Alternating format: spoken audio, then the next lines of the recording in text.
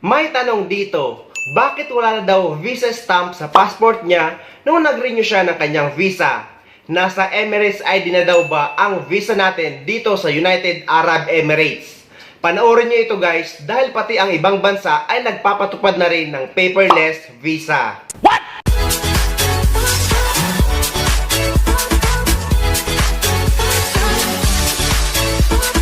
Hello guys! Ang sagot sa tanong na yan ay yes, nasa Emirates ID na natin ang visa natin dito sa United Arab Emirates.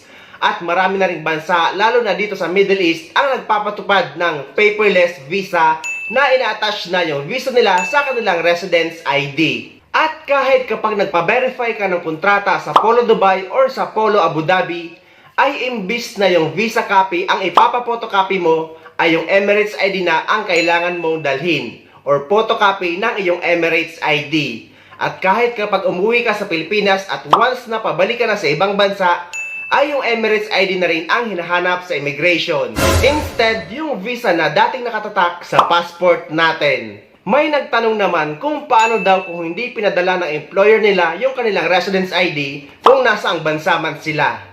Dahil guys, nakakalungkot man may mga employer na hindi pinapadala sa mga employee nila or sa mga OFW na uuwi sa Pilipinas yung kanilang residence ID.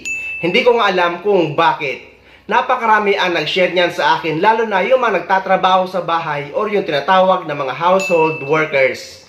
Kaya nung bumalik ako dito sa Dubai galing sa aking bakasyon, nito lamang January ngayong taon, ay tinanong ko talaga ito sa immigration officer.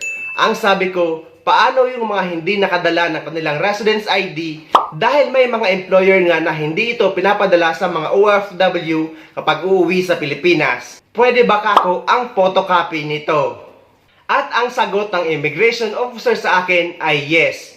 Pwede daw ang photocopy basta daw dalhin nyo is cleared copy back to back.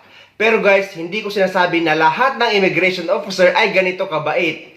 Kaya lagi ko sinasuggest na dapat lagi yung dala ang inyong residence ID sa ibang bansa kapag magbabakasyon kayo sa Pilipinas. Pero at least nabigyan ko ng sagot yung mga OFW na nagtatanong tungkol dito.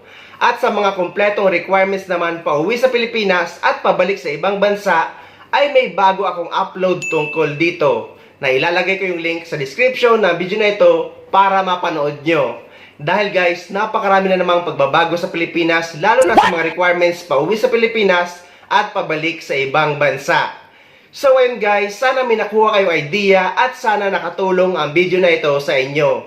At sa mga hindi pa dyan nakasubscribe sa channel ko, please don't forget to subscribe my YouTube channel and please click the notification bell para lagi kayong updated sa mga upcoming videos na gagawin ko tungkol sa mga updates sa ating mga OFW. Mula dito sa Dubai, maraming salamat. See you next time.